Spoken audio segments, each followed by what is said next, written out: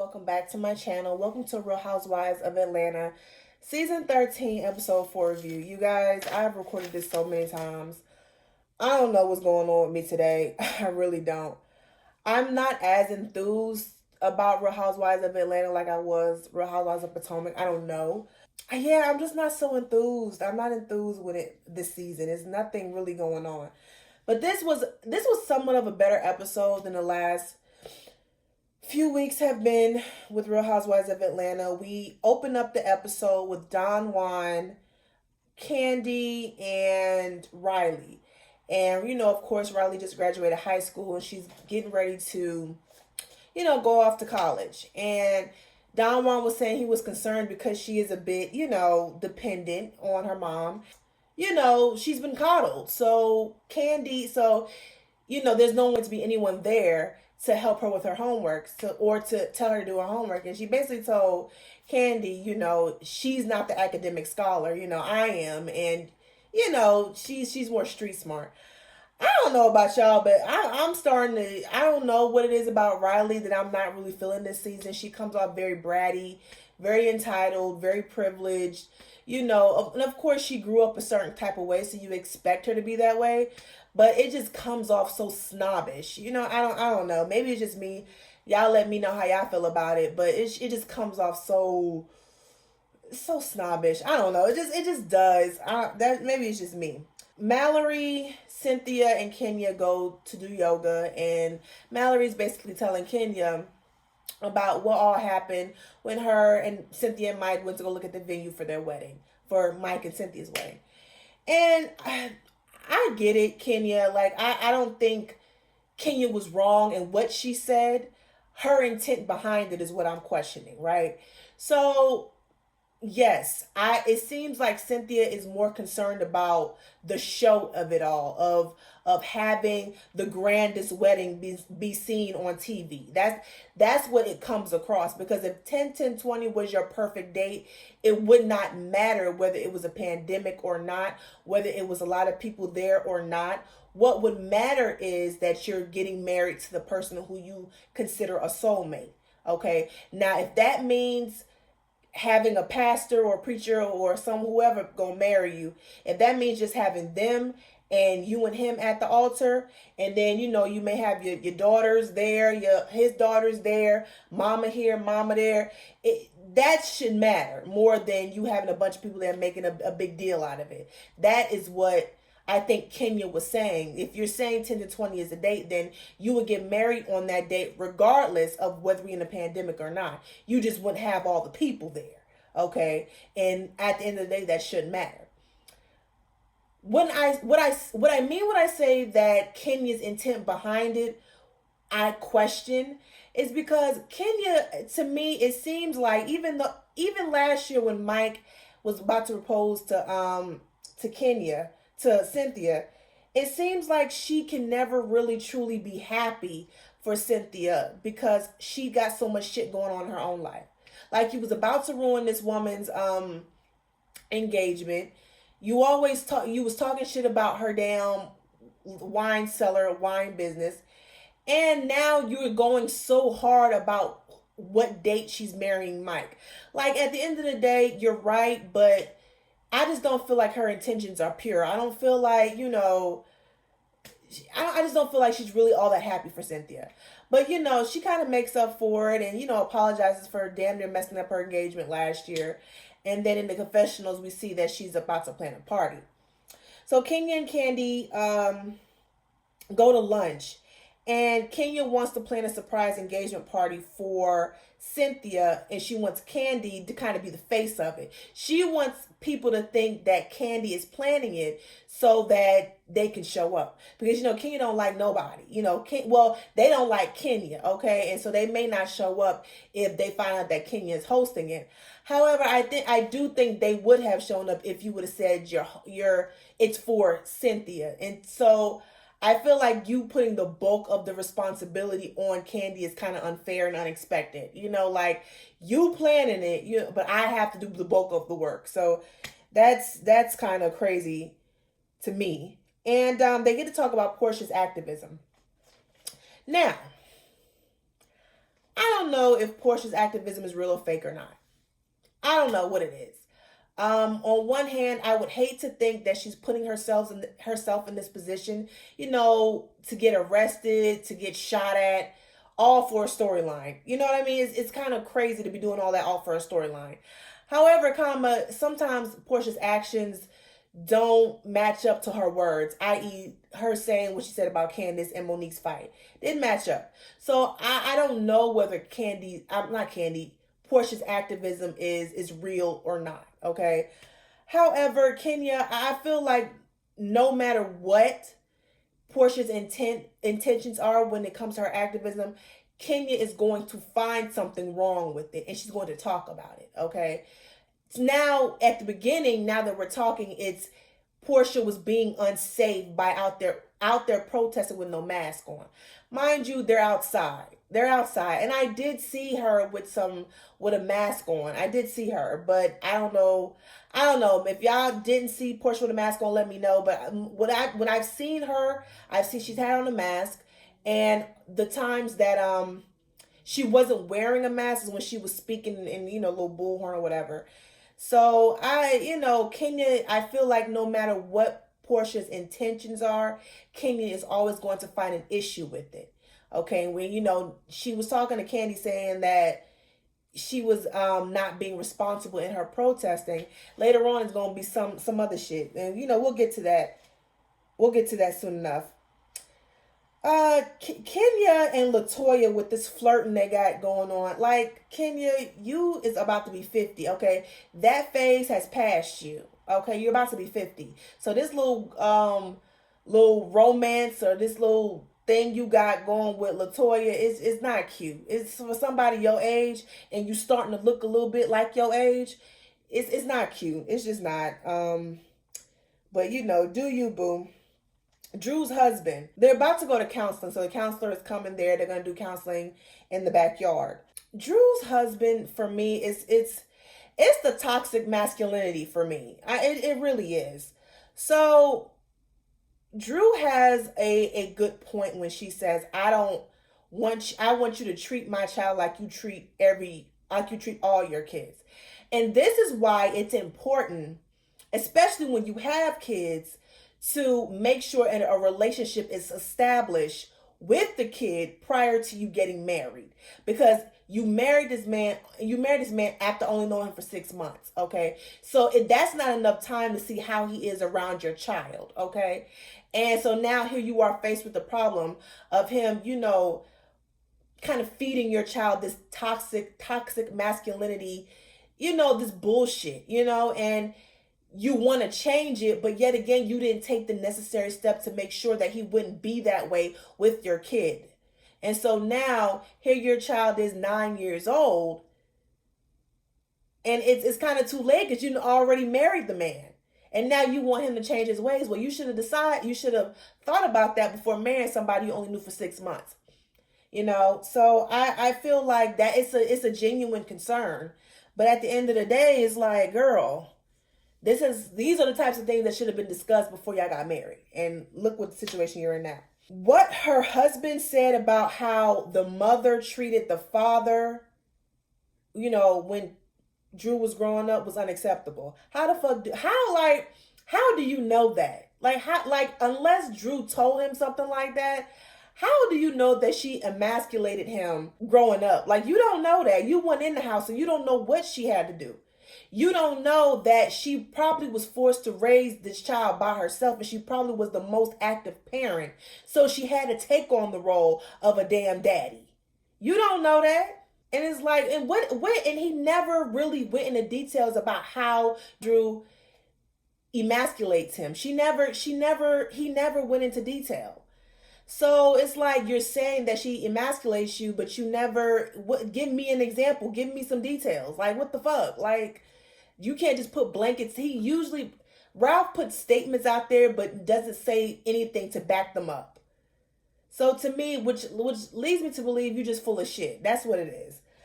Ralph explained his history of how he grew up with his dad and his mom, and he basically said he left his mom when he was a senior in high school because she didn't appreciate everything that he has done for her. How about you appreciate everything your mom has done for you? Because from what you're telling us, your dad wasn't in the household. So your mom had to play mama and daddy.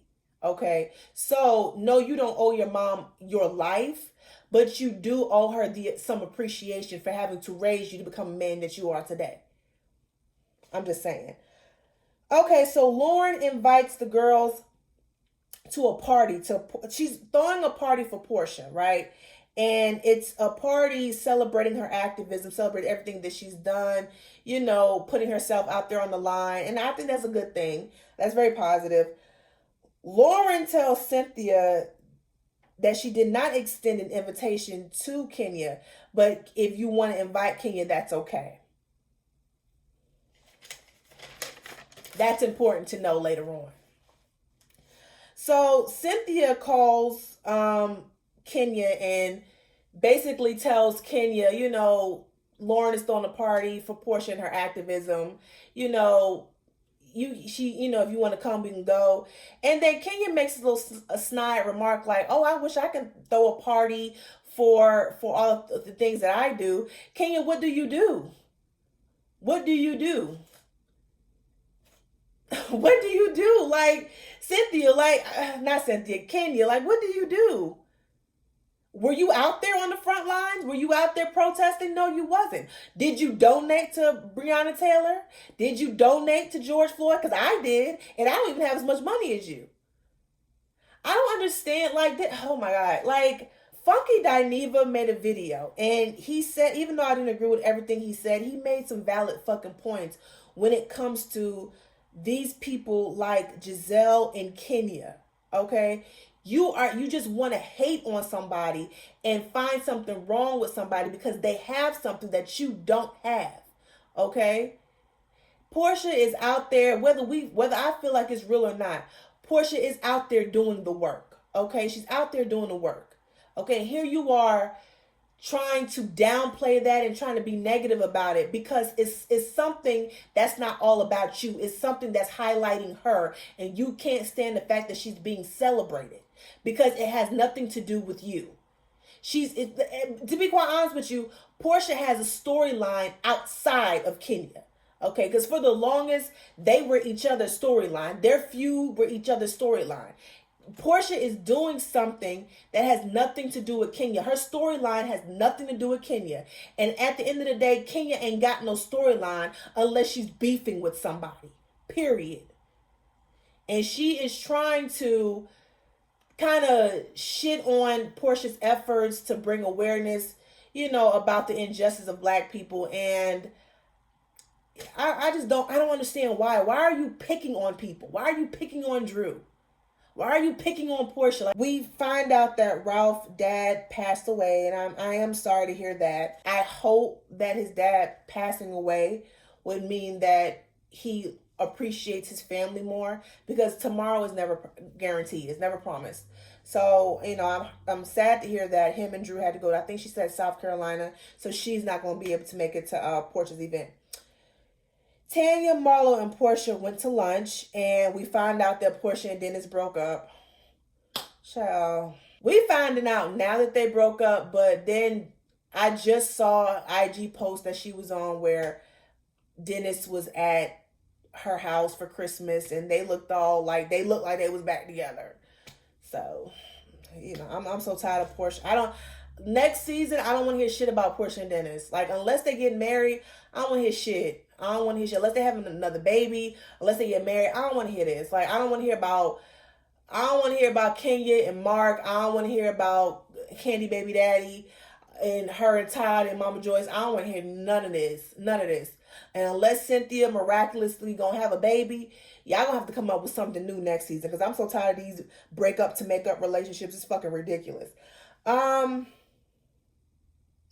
So we find out that Portia and Dennis break up. Then we go to the scene where Cynthia is calling Kenya and is telling Kenya that Lauren did not invite her because she didn't want to, she just didn't want to risk it. I think what happened was Lauren thought about it and was like, I don't know. I really don't know. Any event that Kenya is attending, And, you know, any event that Kenya is attending, she always is making a spectacle of herself. She's always bringing some type of drama to it. And I think this type of event, Lauren did not want that.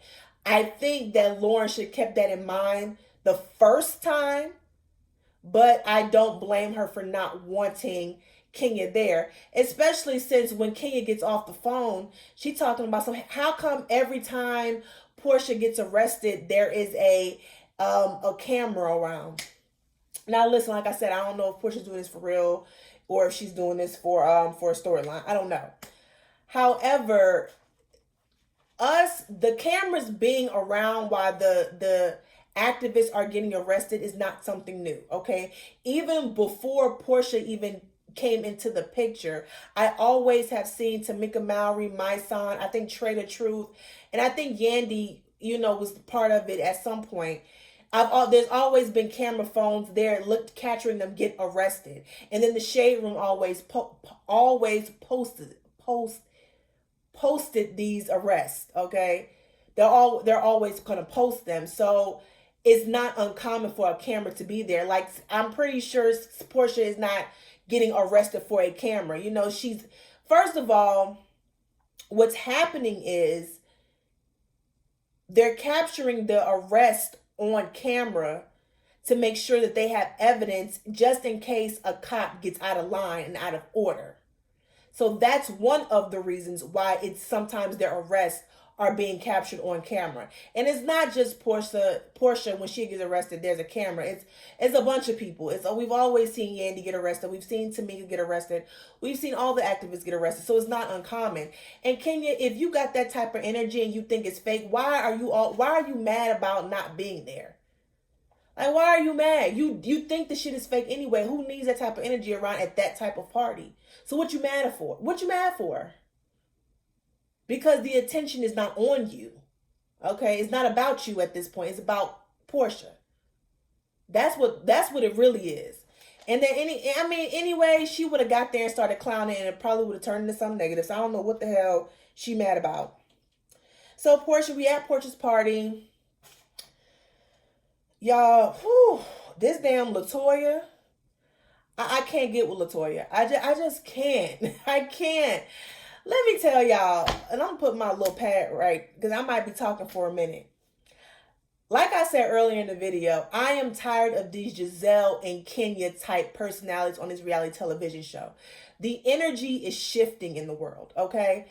And I really don't have time to be watching people making fun of other people, not people, grown-ass women, making fun of you because your wig don't look right, because you got on flats and shit. Like, it just, to me, it sounds very silly and trivial and just real middle school.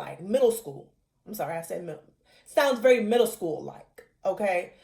The truth of the matter is, Latoya, Fallon can probably put your house in her closet. Like, what are you doing? It seems like Latoya has been watching Real Housewives of Atlanta, and she figured when she got her opportunity to be on the show, this is what I'm going to do. I'm going to be the mean girl because that guarantees me a spot every fucking season. That's what it comes off to me. And I understand we want drama, but we want authentic drama, not some shit made up. When Nene and Sheree went out to lunch and Nene told Sheree, I cashed checks, honey, Donald Trump checks, okay? That was real. When her and Kim got into it on the bus ride to Anguilla or whatever, well, not Anguilla, to Florida, whatever the case may be, that time they got into it, that was real. When Sheree shifted Kim's wig, that shit was real. And wasn't nothing fake about that. It seems like, and I think Kenya has been is the main, I think Kenya started this. It just seems like you come on the show and play a character so you can stay on the show. That's what it sounds like to me as it pertains to Latoya. And if that's how she really is in real life, no wonder she's alone.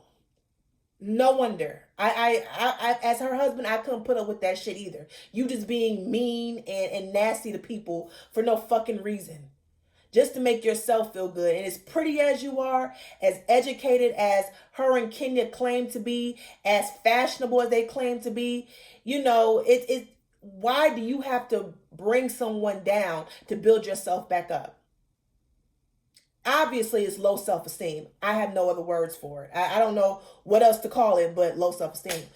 So, Latoya do that shit with Fallon. I wasn't really liking. So Portia arrives at the party. They take pictures. She's crying. I think Cynthia gives baby Pilar her gift from Kenya. And Portia was like, I don't know where me and Kenya is at. And right now, I'm glad where we're at. We're just meh. And I really wasn't mad at Portia for that. Portia's speech was very nice, very powerful, and it was a good speech. However, this is why I don't know if it's real or not, because the speech sounded very, I'm doing this for the cameras. That's what her speech gave me. Okay, even though it was a good speech, it was worded correctly. We all know Portia is not known for her words. She's not known for her intellect. So that's why it came off very fake to me. But it was still a good speech. That's it of the episode, y'all. That was all that happened. It looks like next week, Cynthia gonna start some shit, at a celebration that's supposed to be for Cynthia, but yet she's starting some shit with fucking Portia. Like, that's what I'm talking about. She don't mean nobody well. Drew, you need a PR person, honey, because I just saw you on Watch What Happens Live, and girl, you need a PR person so you can learn how to answer questions when you promote for this goddamn show. But you guys, that's it. That's it for Real Housewives of Atlanta. Tell me how you liked the episode. Give me a thumbs up. Let me know down in the comments, do y'all think Portia is doing this for a storyline? Do you think Kenya was wrong for what she said to Cynthia? Do you agree with her? Do you think, she was right in how she said it? Do you think she's really there for Cynthia as a friend? Do you think Drew husband is the example of toxic masculinity? Do you think, yeah. Do you also think that Drew should have waited to marry this man and made sure he established a relationship with her son prior to marrying him? I want to answer to that question. Okay, you guys, make sure to like, share, comment, subscribe to my channel. Until next time, you guys have a good evening.